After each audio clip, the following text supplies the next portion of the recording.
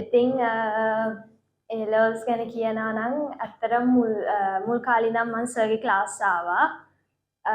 ඇවිල්ලා ඇත්තටම සර්ගෙන් ලොකු සපෝට් එකක් හම්බුණා. තියරි එක එහෙම සර් හොඳටම කියලා දුන්න. මට තියරි බේස් එක හොඳට වැටිච්ච හින්දා questions කරගන්න ලේසි වුණා. ඒ කියන්නේ අපි හරියට තියරි එක අන්ඩර්ස්ටෑන්ඩින් එකක් එක්ක තේරුම් ගත්තොත් අපිට questions වලට ඒක ඇප්ලයි කරනකොට ඒක ලේසි වෙනවා.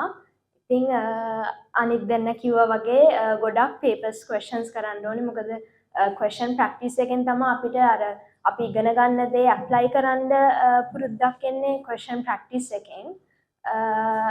ඒකයි සර්ගේ paper class එකෙනුයි discussion එකෙනුයි ගොඩක් අර මගේ තිබ්බ පොඩි වැරදි හදාගත්තා. ඒ කියන්නේ හැම දැන් maths වල ලොකු area එකක් තියෙන. ඒ කියන්නේ අපි theory එකෙන් එක දෙයක් ඉගෙන ගත්තට ඒක apply කරනකොට ලොකු area එකක් කියන්නේ වෙනස් එක විදිහවල් වලට apply කරන්න එක විදිහට හිතන්න පුරුදු වෙන්න ඕනේ.